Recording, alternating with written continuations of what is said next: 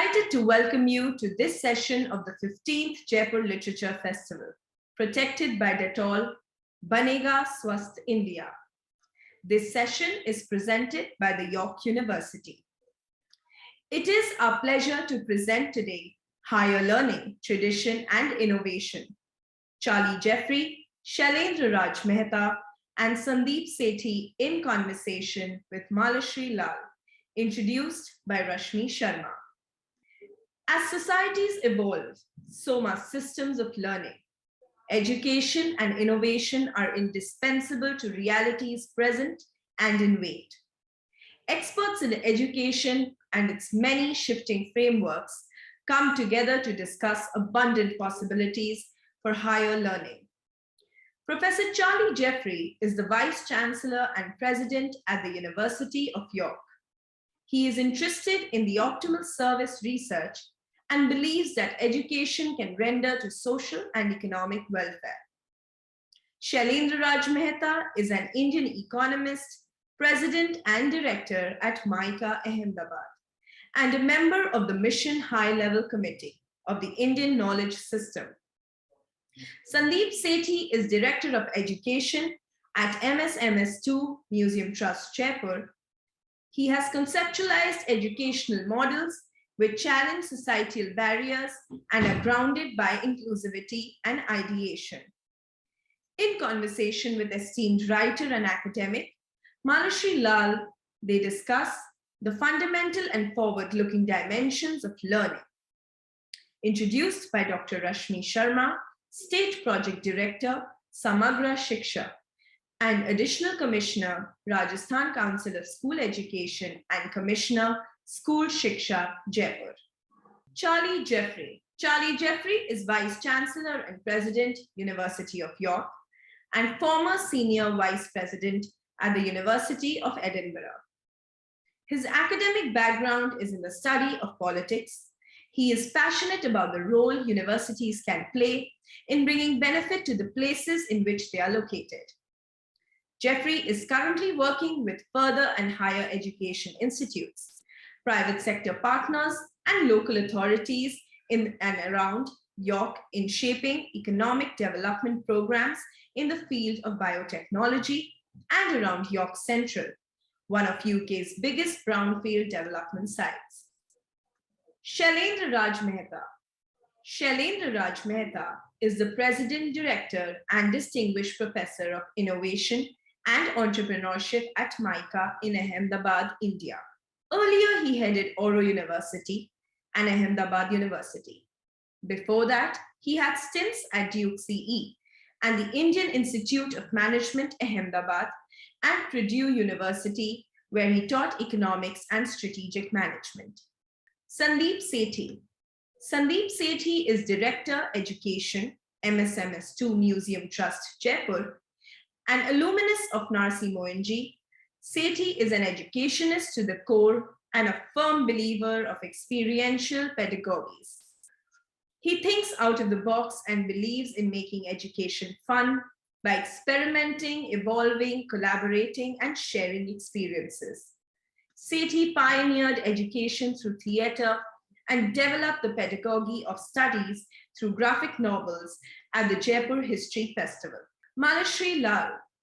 Malashri Lal is an academic, editor, and writer with 16 books to her credit.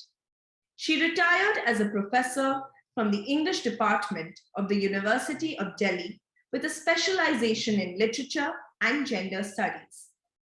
Lal was senior consultant to the Ministry of Culture and is an active member of International Book Award juries.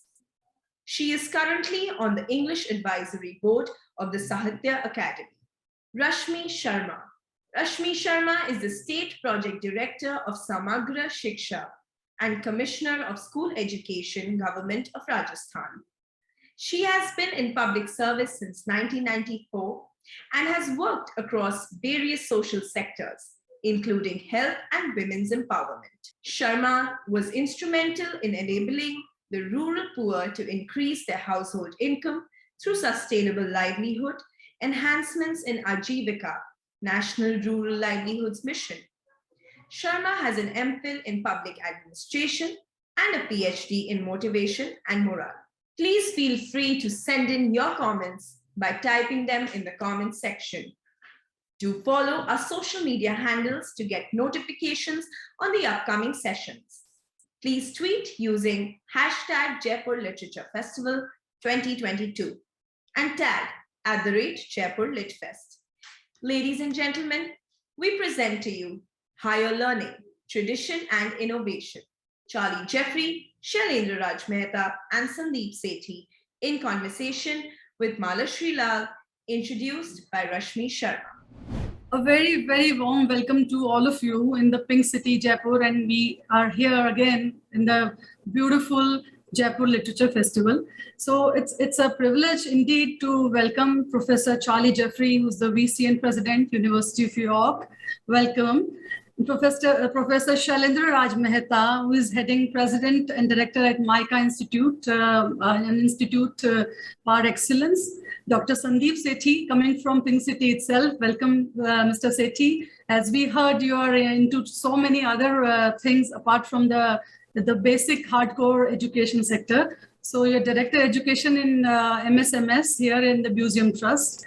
And none other than Dr. Professor Malashri, who has been a great academician and an expert in gender and other issues, and a great host and an author. So, Professor Mala, you would be in conversation with all the panelists. So just to welcome you all on behalf of the state government, I would just like to share a few things which we were facing in the past few years. So you are all aware that pandemic was a big hit for all of us, especially for school children. And we had to struggle, and we managed somehow to get out of this, and the schools have reopened again. So it was a very, very difficult time when we were dealing with a lot of digital divide. We were using a lot of other mechanisms like a hybrid learning methodology.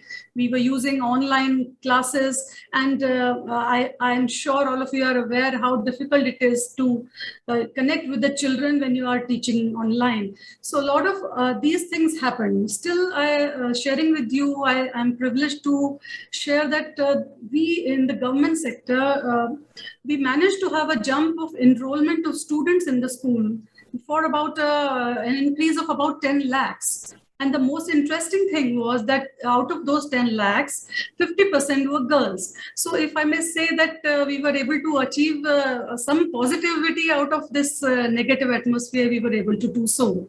So talking about higher learning, there is, I mean, you're all aware, you're experts that there has been a paradigm shift. So children are no longer going into stereotypes and the usual buckets of subjects.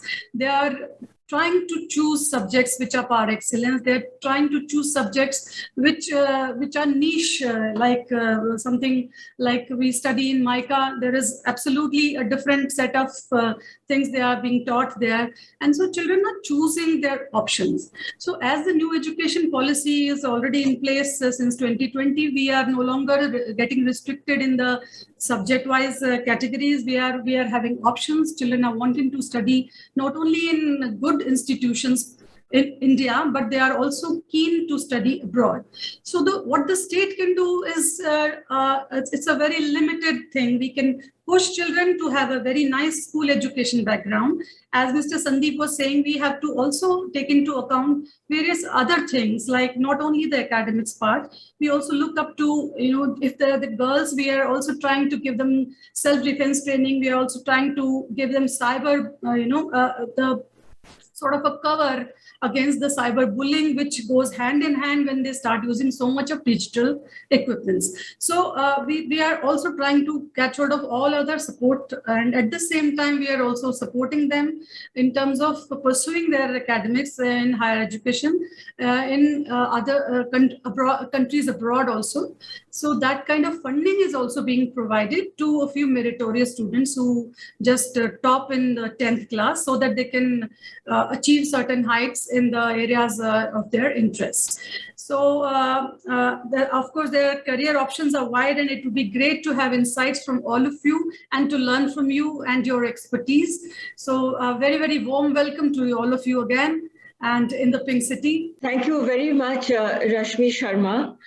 And I'm so glad that you tracked the connection between school education and higher learning. You're absolutely right in suggesting that the National Education Policy 2020 in India has highlighted that continuum, and that the pandemic in many ways has accelerated the rate of change at which education was rethinking for itself. And we have gone into a kind of a paradigm shift, not only in India, but I think all over the world, because the phenomenon of having to teach from home, to devise all kinds of exercises and assignments online, to think in terms of hybrid modes of learning, to wonder how to get research done when students and teachers are not able to meet in physical space. All of this has made it necessary to innovate on the idea of higher education. And of course, as we are all aware, that higher education doesn't start in undergraduate first year. It actually is picking up from where the students are coming from. And the new education policy notes that we've got to look at achieving the personal accomplishment and enlightenment of the student. We're also, in a way, responsible for creating education that brings students into a constructive public engagement.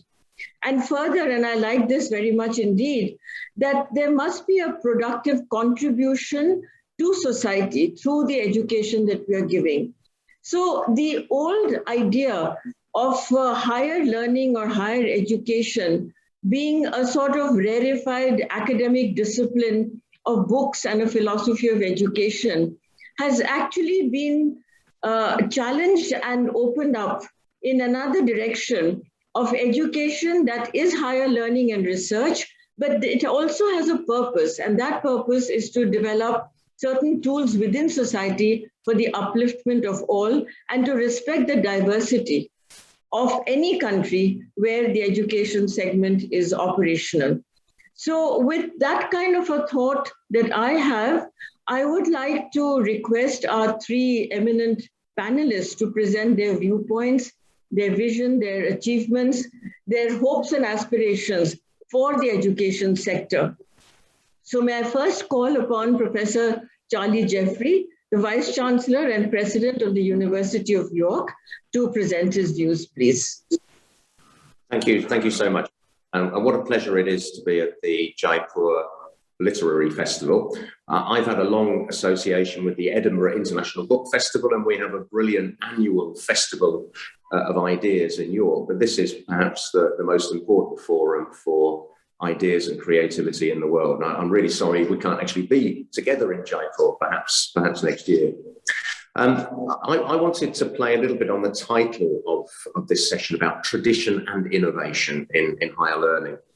That resonates very much with the way we're thinking at the University of York since I became Vice-Chancellor 2.5 years ago. When I came, my first thought was to get under the skin of the university and to work out what the founding fathers and mothers of the university 60 years ago were thinking about. And I found two foundational statements of purpose in the university archives, which I think are quite extraordinary. The first was from one of our benefactors at the launch, and they felt that the university should conduct studies which contribute to the amelioration of human life and conditions. In other words, no ivory tower here. We were there for public benefit. The second one, this was something the first Vice-Chancellor said. He said we should care about opening up the opportunity for higher education to those who've not had it more than almost anything else. We should unleash the benefits of higher education to the disadvantaged, to the marginalised. Now, we've been thinking very hard about how we can translate those purposes for today. And I think they set my university and perhaps all universities two tasks. The first is to nurture innovation. there has been no economic or social advance of significance in the last 50 years that can't be traced back to universities, whether through the discovery of new knowledge by academics or by the application of that knowledge by our graduates as they move into their careers. So that's task number one. Task number two is inclusion. I think we should be working hard today to open up the possibility of higher education to those who today are disadvantaged or marginalised, so that they also have the opportunity to participate in the economic and social benefit, the public benefit that universities bring. So, innovation and inclusion. I'm going to add to that a third task, and that's partnership. I am very firmly of the view that we can achieve more if we work with like-minded partners than if we are acting alone. We can innovate more, we can include more. And I'd like to give two brief current examples at the University of York. The first is an absolutely brilliant programme called Bio Yorkshire, which rests on decades of brilliant biotechnology research and innovation at the University of York on agricultural efficiency and increasingly on the use of agricultural products as a feedstock for producing plastics and energy so that we can reduce our dependence on oil. Brilliant science, brilliant science. But now, because we're working in partnership with specialist agricultural colleges, government environment labs, local authorities, businesses large and small, that science is now at the heart of a collective commitment to make our region the first carbon negative region in the UK. Not carbon zero, carbon negative. Now that for me is about the power of partnership, translating our innovation into public benefit. Second example, there are parts of our region where old industries have failed and haven't been replaced, and they've left communities in poverty and disadvantage. We're now working with partners in other universities, charitable trusts, community organisations to build long-term programmes from primary school upwards to open up the aspiration among children and their families and their communities that university is right for them as well as for people from more disadvantaged backgrounds. Now, in some of the areas we're working in, currently 10% of school leavers go on to university. The UK average is about 50%. We're working with partners. We're confident we can get that up to 60% in those communities which have very, very few children going on to university now. Again, the power of partnership to include more in the public benefit that universities can bring. Let me say a little finally about the scope, the reach of that approach on innovation, inclusion and partnership. My examples have been very much at the local level in York. They don't need to be, they shouldn't have to be just about York. Another of our founding principles at the university was internationalism, a belief that we have much to learn from other nations, places, cultures. And more than that, though, the cross-fertilization of ideas from different places is what sparks new knowledge and what opens up that innovation process.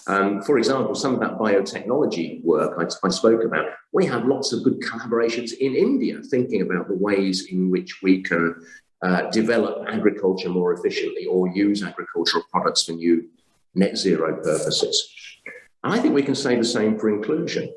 The COVID era has been one of extraordinary difficulty and impact and real challenge for universities, but it's also been a disruptor in a positive sense. We have found out that we can provide platforms and contents for learning online that are really, really good and which are also borderless. They can engage with students wherever they might be in the world.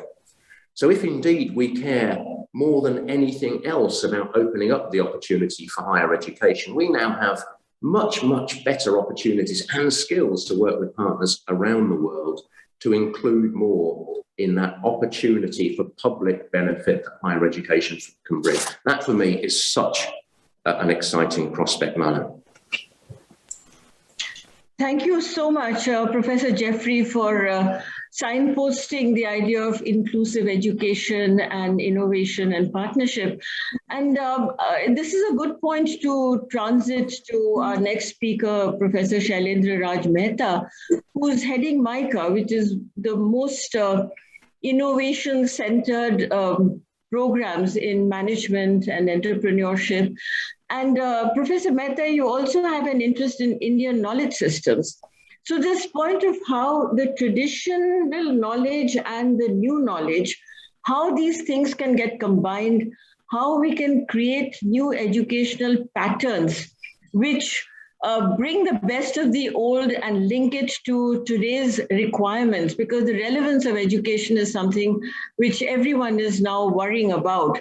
And when we have issues in science and agriculture, as Professor Jeffrey was just mentioning, I'm sure there are contexts that your organization and you have been attending to. So it would be very enlightening if Professor Mehta could tell us about new programs, about the social linkages for science, research, management, developmental, economics, etc. So, of course, I would leave the details to Professor Mehta, whichever way he wants to take this discussion forward.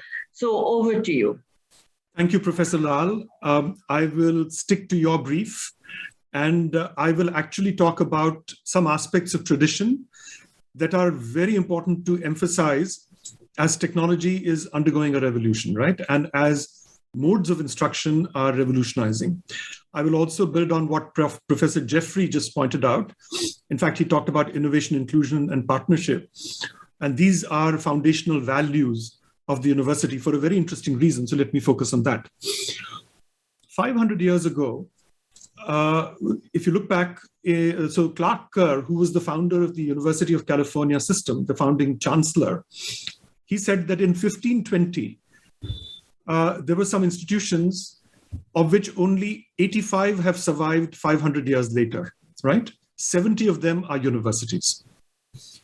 So the only other ones that have survived are the parliaments of Iceland, of Great Britain and the Isle of Man, the Catholic Church, several Swiss cantons, and only one bank. Okay, so the profit motive is not something on which you can build a long-lasting institution. And technically, actually, universities emerge rather late in human history because they solve an incredibly difficult problem, because knowledge creation is not something that can happen in the marketplace. Why? Two reasons. The public benefit is far greater than the private benefit, right? So nobody would want to personally invest in education, number one. And number two, and this is even more important than the first one, education has what economists call externalities, right? If you are a bright student and I come and learn with you, I will learn a lot more from you. On the other hand, if I'm a very poor student, your learning will be impacted negatively. So therefore, you want in a class the very best students that you can possibly put together, not those who have the ability to pay. And this creates a contradiction that the market cannot solve. So this problem was solved only about 2,600 years ago in India for the first time, when the 7 ancient universities came up in Takshala, in Nalanda, Vikramshil, Odantapuri, Jagaddal, Sompura, and Vallabhi. We tend to forget that for 1800 years, India led in higher education, and the whole world came to India, not just to Takshala, but also to Nalanda and Vallabhi and everywhere else, including Alexander, so-called the Great. He spent time in Takshala. This is there in Plutarch's Lives. So what do we learn from them? Well, the foundational principle is basically that higher education has to be driven by values of building knowledge of people, culture, and identity. It cannot be focused on profit, cannot be focused on power, has to be focused on purpose. And in the Udyog Parva of the Mahabharata, from at least the 5th century BC, it says very clearly that 4 things have to come together for learning to happen. The teacher, Acharya, and it says Swamedha, that is the intellect of the learner, right? The person has to come and engage.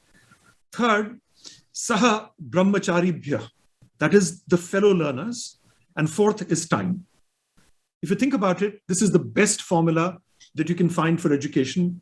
Teachers, yourself, fellow learners, and time. This is the formula for education. And think about it. If you had landed up in Chanakya's class on political economy at Takshala in the 3rd century BC, right? He was a contemporary of the great Greek thinkers. You would have recognized that class, even though there was no writing involved. It was entirely oral. Remember, that was epoch 1. After that, there were 11 other epochs.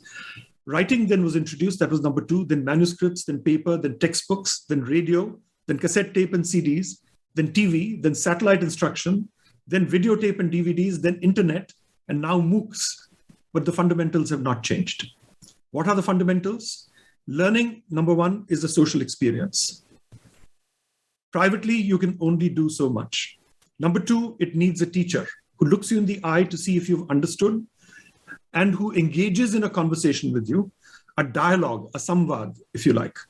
So unless you have motivated working professionals who can learn by themselves, and by the way, in Britain, the Open University was introduced to cater to such individuals, and they just used correspondence courses, right? And they were self-motivated. You did not need anything else. But for beginning learners, by which I mean all young adults or below, they need a teacher, they need a social environment in which that happens. So I thought I would point these out, and this has not changed over 2,600 years and will not change.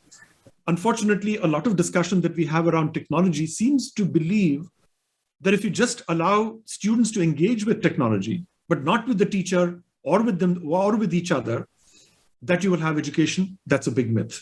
So my point with which I will close is that no matter what technology we bring into the classroom, and somehow we are becoming very enamored of that, these two constants, fellow learners and a teacher who looks you in the eye, are not going to change. So with that, Professor Lal, back to you. Thank you very much, Professor Mehta, for bringing up some significant points about the history of higher education and the systems by which we learn from each other. It's a good point to transit in this discussion to Mr. Sandeep Sethi, because located where he is in the City Palace Museum and Trust in Jaipur, and with his interest in school children's education, his absolutely remarkable work with heritage studies, and the experiment that is being carried out of taking heritage to school students, so that we are upturning the idea of a formal education and integrating it what used to be called informal education. In fact, it seems to me that those old barriers have gone and should go some more. The barriers between formal university and distance learning, that between skill-developed learning and academic research, and school to higher learning being a kind of a hierarchy. So I would turn now to Mr. Sandeep Sethi and request him to speak of his area of expertise and how higher learning and school education are very intimately tied together. Thank you so much, ma'am, for getting me here. So what, I've been hearing all of you all and making my notes also on that. So very exciting to see what's going up on the higher education level. What I've understood while working with CBSE for some years is that what is happening on the higher level, that influences the lower level. So supposing graduation, we need to do this particular topic, the base has to come up from 12th, 10th, 9th, 8th, 7th. That is the way it goes. I always thought it was the other way around. What we do in 1st, 2nd, 3rd leads us to 12th and above. In reality, it is not so. It goes the other way.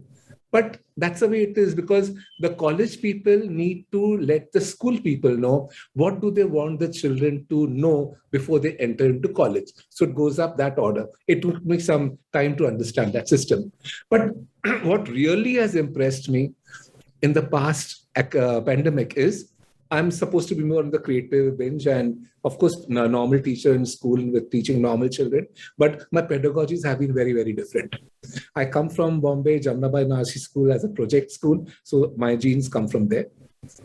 I used to always do theater converting books into academic plays. So whatever activity I do, I don't make it like a play without any academic portion in it. So for me, it was a whole accountancy textbook of class 11 converted into a 3-hour production. That was my forte. Secondly, we were always constantly doing exhibitions. Theater was also mean of presentation, exhibition was also there, and a lot of experiential thing happening. When I entered the museum platform, we didn't know what I was going to do there, but we created history festivals. Picking up from JLF, we picked up and called it Jaipur History Festival, where we converted history academically from 11th and 12th onto stage. Then we took 9th, 10th, 11th, 12th. The pedagogies were numerous. We had exhibits, we had case studies, we had plays, we had dances, just name it, and everything possible was there. So it was a nice 3-day, 4-day festival. A lot of children, maybe around 6,000 students walked into the museum and saw everything live around them. And then bang came pandemic. Along with pandemic was also the National Education Policy 2020. So they were together trying to put challenges on us as to what were we going to do now. So the first thing when the National Education Policy came, what I understood as not a very technical qualified person, they're trying to say that education should be fun. But that was my motto from the very beginning. I wanted to make studies fun. So we started picking up things. First, we knew there were challenges coming up very strongly because children could not access teachers, and online classes was absolutely new to so many people. So along with CBSE, we prepared the first podcast of class 8, 9, 10th, 11th, 12th. And we were able to manage chapters converted into audio lessons for all the subjects. But we had luckily a base because just a few years back, we had done this for the hearing aid, the visually impaired children. We had prepared podcasts for them. So it was easy for us to adapt that change. Some years back, we had made one graphic novel on French Revolution. And sitting at home, I realized what to do. So we got hold of it around 150 schools, and we trained them online as to how to make graphic novels. So it's a comic book. Within a year, we had 100 comic books ready. And look at the luck factor with us that the comic book is approved not only by CBSE, it's approved by the NCRT. So they have given their this poster on that. You just have to click on it. And when you click on it, you will automatically come to the textbook. And if you click on the textbook, this comic book will open. So I didn't know how it happened. It was all in destiny that we were given the approval of that by none other than NCRT. We finished off 100 and we're in the process of making around 300 more. So the target is that we need to make 1,000 to cover all NCRT topics of school level converted into comic books, or we call it technically the graphic novel. A lot of challenge came up because we were doing experiential learning earlier, which was happening in schools. But how could you do it online? So there we had this one special school in Gaza, special in the sense because of the work that they do, Mahatma Gandhi International School from Ahmedabad. The couple, Anju and Pascal, both helped us out. And we were able to do experiential learning with so many schools online with the children. So everything became that in this situation itself, we can do experiential learning without reaching the school premises, without having our groups there. We can do it in individual capacity also. And my forte was exhibitions. So all of a sudden, challenges came up. Sandeep, what will happen to your exhibitions? I said, no, we are doing graphic novels. Now, what is there for me to do exhibition as? But pondering that thought, I said, I cannot do exhibition until I don't have my 30, 40 students. I teach them first, and then we decide to exhibit things. I have no students. We identified 25 schools across the country, and we picked up two students from each. The principals volunteered, and we taught them for 4 months. Finished the entire 11th standard accountancy and the commerce course. And after that, during the pandemic time, we trained them how to make apps and games online, and we conducted a virtual exhibition of the entire commerce system. And inevitably, CBSE was very happy to see that, and they're now wanting to put up on the Diksha platform so that anyone can there download the app and play games in accountancy. Now, when you talk about innovation, oh, I know that we were doing that. You talk about inclusion, well, we were catering to a lot of different problems faced by students. And you spoke about partnership. Here, the museum was partnering with Mahatma Gandhi International School as well as CBSE. So it was a lovely thing happening. What happened more was another term called collaborative work. Because when you make a graphic novel, you have to get it vetted by 3 different schools. So look at the collaboration happening there.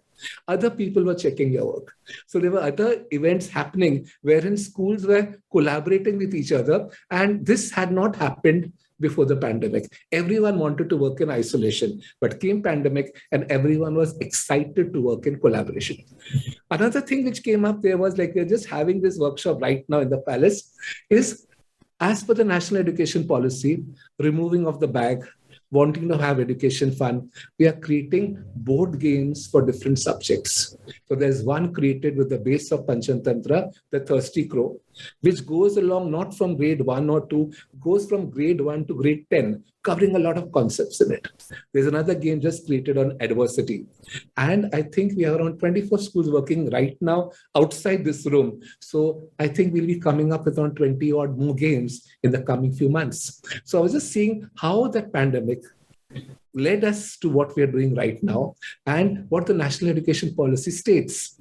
We were able to pick up all those things there. And 2 more challenging things we picked up in this tenure was skill education manuals for 6th, 7th, 8th. So if you look at the policy, it is saying that skill education has to come down to class 6th, 7th, 8th. Don't wait for it to come up 9th, 10th, 11th, 12th. College can look at another front. So we have around 20 schools creating the manuals on them on topics like how to make a graphic novel, handmade paper, blue pottery, block printing, things like that, again, across the country. And just to conclude, we are working on a project called now Education Through Monuments. So we've taken up a pilot project in the Jaipur Pink City, where we've got the Amer Fort, the Jaigarh Fort, the City Palace, Hawa Mahal and Jantar Mantar. 4 schools collaborating with each other with 4 monuments, not looking at only the history part, looking at the maths, physics, chemistry, biology, and other subjects in those monuments. So what I'm seeing was that when we came from top to bottom is what you all tell us what to teach. But I think what the schools are doing right now is from bottom to top as to how to teach. So the pedagogies are coming very strongly from the younger classes. Thank you so much for having me here. Thank you very much, Sandeep Sethi ji. It's been an absolutely fascinating journey that you've taken us through. And we don't have that much time because each of the points that have been made by the speakers requires a great deal of intensive discussion, thinking. Thank you very much for putting these ideas on the platform. What I'm taking away at the moment are 2 points that one can develop further. One, the need for experiential learning.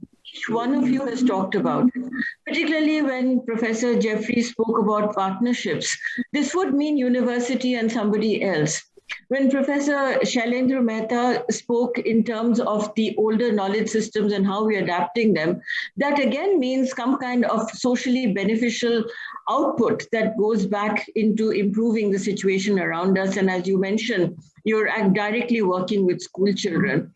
So interdisciplinarity is another thing which seems to be the direction in which learning, whether it's school learning or higher learning, is moving.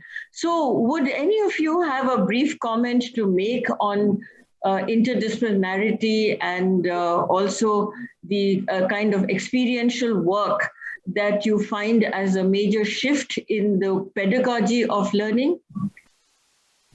Yes, please. I wanted to, I've been absolutely inspired by what Sandeep was saying about his work and very humbled by what Professor Mehta was saying about the tradition in India. I wanted to add a slightly different dimension and possibly in the other way from Sandeep, and that is beyond school, beyond normal university age. Now, I think because of the pace of technological change, we need higher education at different stages in people's lives. It's not just something for school leavers. It's just not something for 18, 19, 20 year olds. And I think that's going to make us think very, very hard about experiential learning, because these will be people in their careers with experience. And we're going to have to unbundle what we do. We're going to have to some extent, get rid of the idea of the degree. You know, this great big chunk of learning that we do at 18 years old or so, and offer smaller bite-sized pieces of higher education, better attuned to experienced learners and better attuned to helping them into the next stage of their careers. If they need to upskill, if they lose their job and need to develop skills for a different area of work. I think that's going to be a really big challenge for an educational system like ours in the UK, which is funded and has developed around the notion of the degree. We're going to have to disrupt ourselves so that we can offer that lifelong learning, which I think will be in demand much, much more in the future. Mr. Mehta, would you like to come in quickly? Yes, please. Fascinating. So let me pick up on what Jeffrey just mentioned, which is the notion of lifelong learning, right? So when a student graduates from MICA, they have 40 years ahead of them in terms of their working life, right? In those 40 years, they may have changed 7 or 8 jobs. They may have changed 4 or 5 major roles, and they would have lived through 3 or 4 technology epochs. So how do you prepare somebody right up front for that? Well, you can't. The thing that you can do is make them completely comfortable with change. And the way in which we have done that is that we have made them, we've made it mandatory for them to launch a business while they're with us for 2 years. Of course, this doesn't apply to the PhD program, but if they're in the MBA program, then while they are with us, not only do they have to take courses in entrepreneurship, but they're all focused on launching a business. And we expect that most of them will fail. But last year, 50 businesses, 49 actually, were launched, 7 of which have gone into the second year. And I'm sure 3 or 4 will ultimately emerge as very strong, real businesses, that will employ people as opposed to take jobs. So you talked about, Professor Jeffrey, you talked about carbon neutrality and carbon negativity. We want to talk about job neutrality and job negativity. That is to say, our graduates should give more jobs to the system than they take from the system over the course of their working life. So that is the direction in which we wish to go. And very briefly, how do we do continuing learning? We build cohorts of our alumni because, based on what stage they are, and typically they will go through 6 stages over those 40 years. I won't go into the details, but we break them up by those 6 cohorts. We bring them together, and there is peer-to-peer learning supervised by one of our faculty as they progress through life. Thank you very much. Sandeep ji, we have just about a minute to go, but it would be lovely for you to have some kind of a statement on this issue, which is fascinating. What really excites me is that when you're thinking of entrepreneurial as a compulsion in your graduation and MBA classes, and not all, but a lot of good schools, a lot of very passionate teachers, like a person like me, when I used to teach commerce, they would tell me, oh, it's a mini MBA program. So I knew that, when the comment came like that from some people, I thought, well, we are doing the right thing because we could introduce it on a smaller scale on school level, maybe in a school canteen or something like that, just to change the mindset. So what you are doing at the top, very excitedly, a lot of little things are happening at the bottom. So then obviously the meat is going to happen on a very good note. And I'm really excited about one particular day when we realized that, oh, yes, why can't we convert a college academic mathematical portion of physics 1 into a 2-hour production of theater. I'm waiting for that if anyone wants to have it happen. And believe me, they may not be my subjects, but we can do that. Thank you so much, ma'am. And thank you, everyone. That's wonderful. Thank you, everybody. But what I'm absolutely excited about is the passion that each one of you has brought to the subject of education. And I share that passion myself. And so long as this fire is there, we want the innovation, we want good to go to society, we will find the means by which to shift education towards a purposeful direction and bring the benefits of learning, whether it is school learning or university learning. We bring the benefits to the society around us, locally as well as globally. So thank you very much. It's been a very exciting journey that you have taken us through in your own institution, as well as in the whole pedagogy of higher learning and school learning. Thank you so much. Thank you, Charlie, Shailendra, Sandeep, Malashri, and Rashmi for a wonderful session. The session is presented by York University. And thank you all for watching and being such a great audience. Please stay logged on to continue to watch with us the series of exciting sessions featuring a stellar list of speakers that have been specially curated for you. Sessions are ongoing across all three of our venues, Frontlawn, Mughal Tent, and Darbar Hall. Stay tuned for the next sessions.